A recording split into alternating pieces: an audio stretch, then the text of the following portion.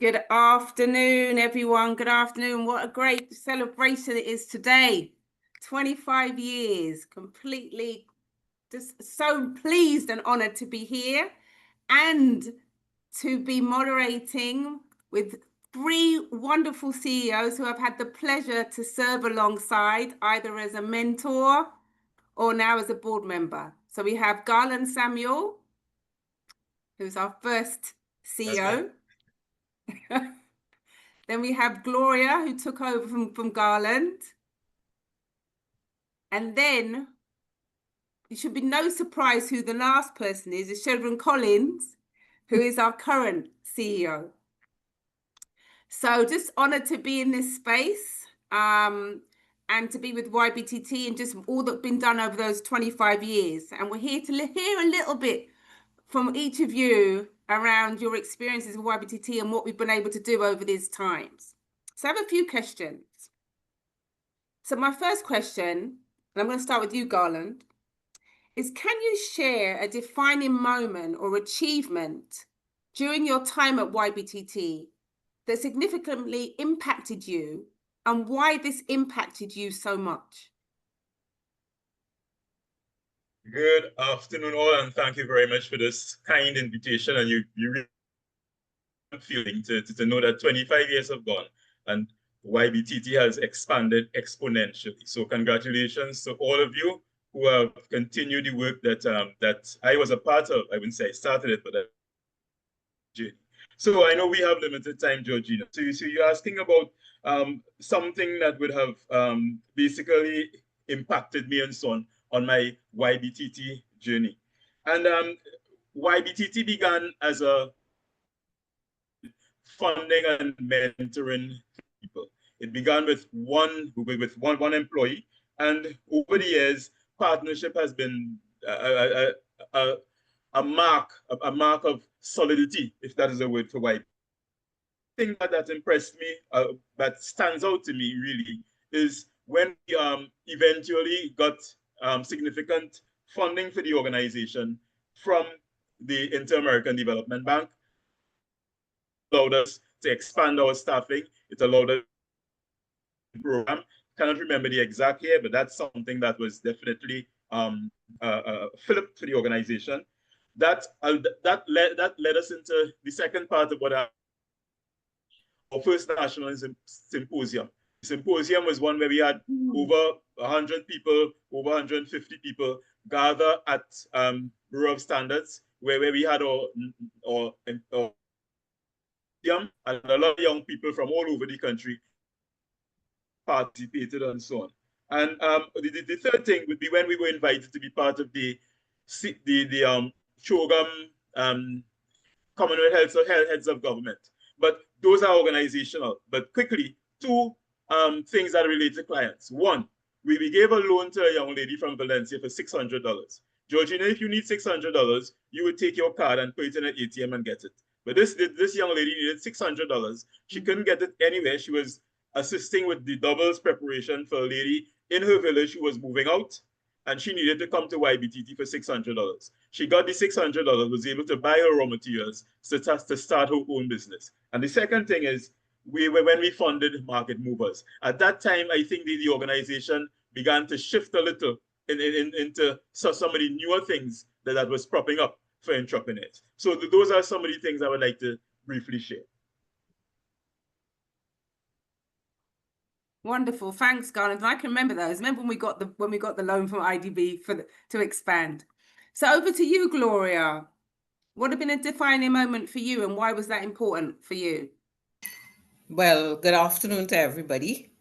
And just like Garland, let me say thank you very much for allowing me to be part of this forum. I'm very, very honored to be part of it. So just to go back on, and it really had me thinking, when you asked me to go down memory lane. And there were quite a few matters that I thought impacted on me, were very impactful. But the one I wanted to talk about today was our accreditation as a member of the YBI, the Youth Business International Network, which was a network organization based in London with the objective of generating the creation of an ecosystem for entrepreneurs around the world, young entrepreneurs in particular. And in order to become accredited, we had to monitor our operations both internally and externally. Because initially, when I joined the organization, we had partial, I can't remember the phrase they used, but it was like partial recognition. But during my tenure, we gained full accreditation. And that was a singular honor because, it required you to focus on internal best practices as it relates to governance and leadership, the board operations, business planning, performance management, financial stability. And all these things were necessary to really enable us to gain access to funding, which even through the YBI network, and of course, even though we were focused on YBI accreditation, it also gave us an opportunity to get funding from other international and corporate entities. So that was a defining moment. And of course, we began to get full access to the opportunities presented by YBI. We now had access to a global network of information that we could use in our small part of the world to impact on the programs and policies that we were in fact developing in the early years of our existence. Thank you. Thank you, Gloria. And I love that because we've got the building blocks. We have the foundation and with Garland, then we had the next phase in terms of putting all the systems and processes in place. And now we have Shedron Collins. So Shedron, what do you have to share? What was the biggest impact for you? Yeah, I was trying to listen to Garland and Gloria and add to it. Right. So I know we have the foundation being developed from there. We have the accreditation. And because we got the accreditation, we were able to access funding to create a product that was our own. Right. So I refer to the JumpSTART program, which we're on our 14th cohort right now, having done it.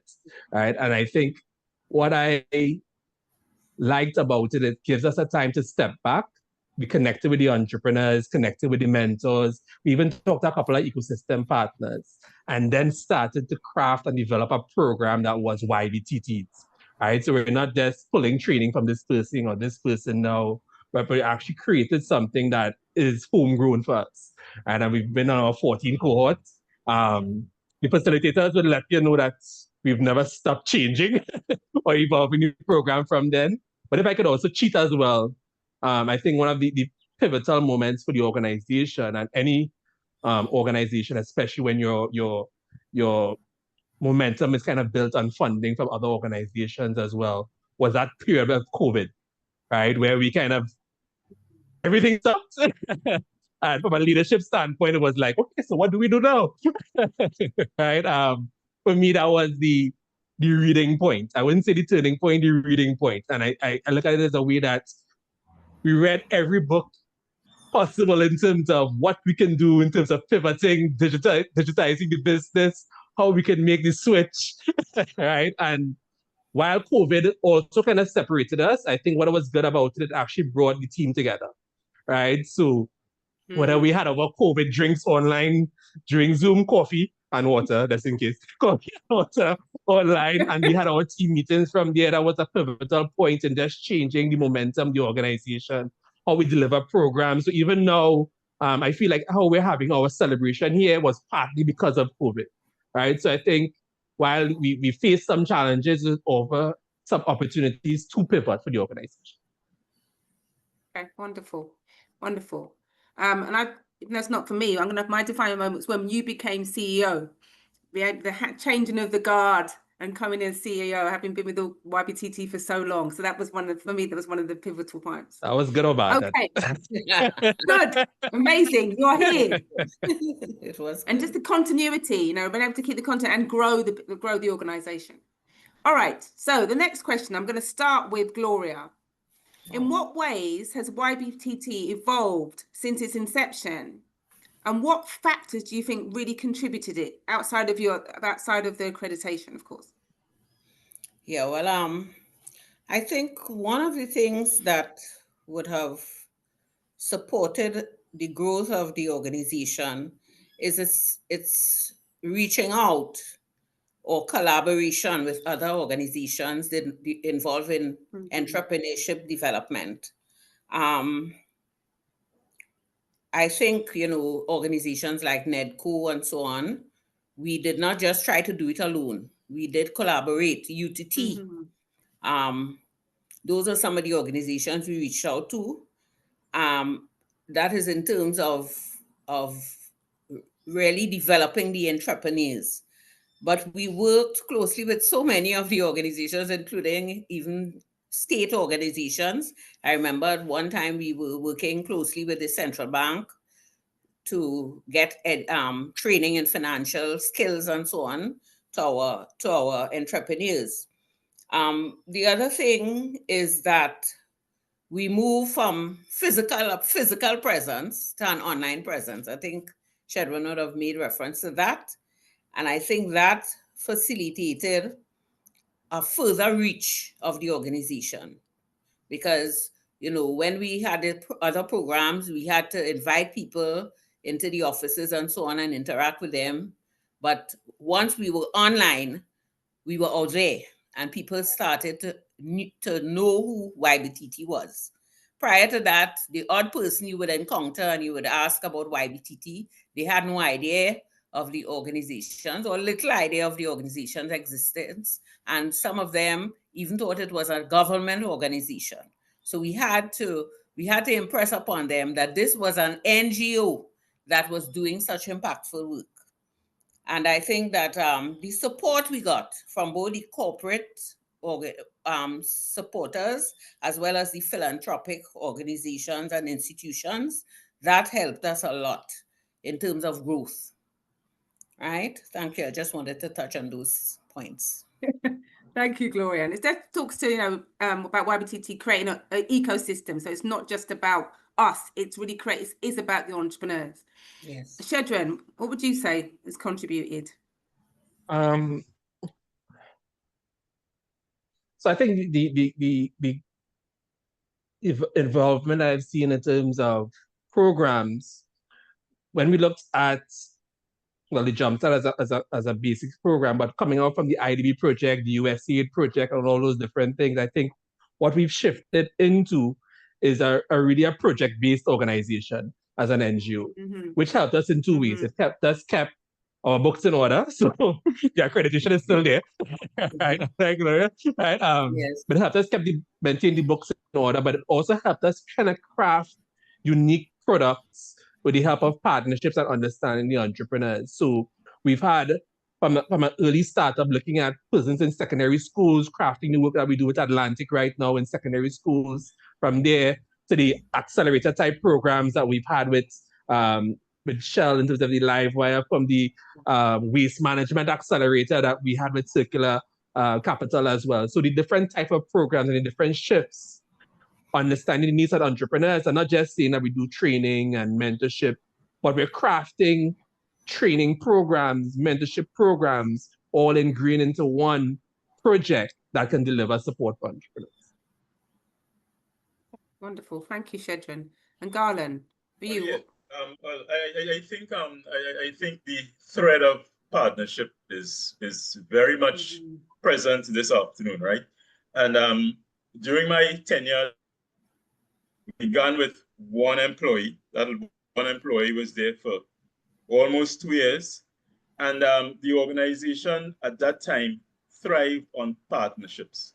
And what I try to do, I try to remember some of those partnerships. We partnered at that time with Lockjack Business School, and we were able to get some mentors throughout a Lockjack. We signed an MOU with YTEP, with YTEP, because you would remember what youth business was doing at that time. We were encouraging people to complete their business plans and then bring it into youth business for funding. However, YTEP was an organization that always had people doing their business plans. So we signed an MOU with YTEP, where somebody who come from YTEP with a YTEP business plan, your business would be able to review the business plan, and we took out that step from them having to complete our business plan. That was a partnership as well. And one of the partnership, an important part of the partnership we formed was one with an organization called Business and People Associates. And I'm quite sure that Georgina would smile for that one, because Georgina is here for that. And when we had our first symposium and our second symposium, BPD Associates assisted us with planning the symposium and executing the symposium.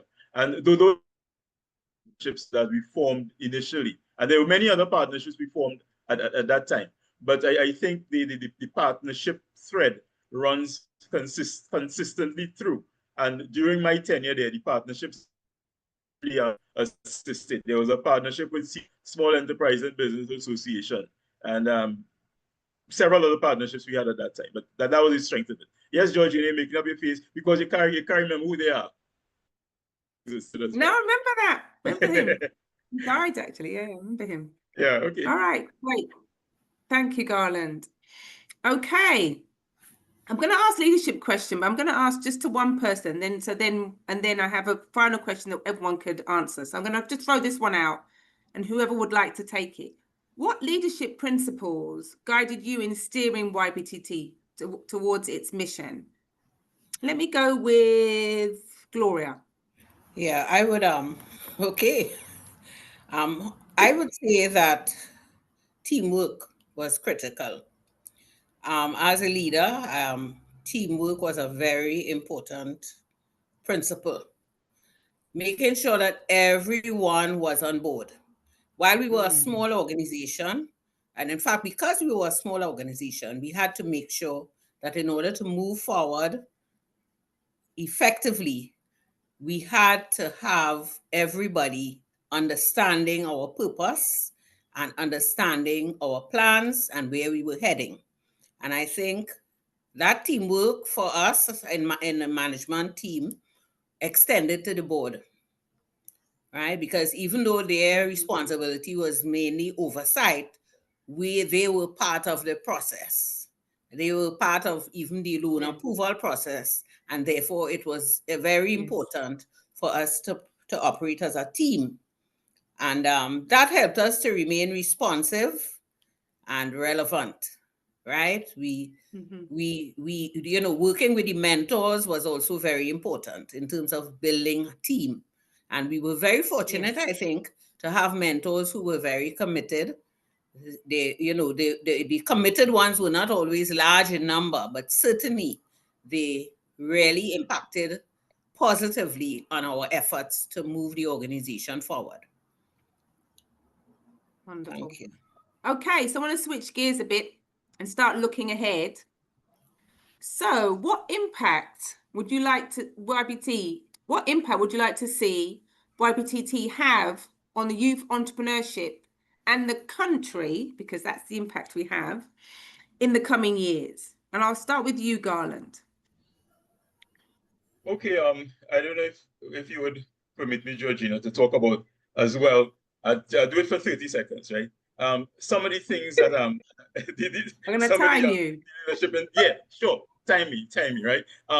One of the things that I want to talk about in terms of leadership as well is doing things excellently. I think youth business, I think it has gone beyond when I was there, doing things excellently. And I everything we did, we tried to do it excellently. And Gloria we were speaking initially about people saying that we didn't know you were an NGO. But after our regional youth symposium that was held at, I think it was symposium, there were a guy, one of our partners came to me and he said, Garland, because I was thanking people and saying, as an NGO, we thank you for your support. He came to me and he said, but Garland, I never realized YBTT was an NGO.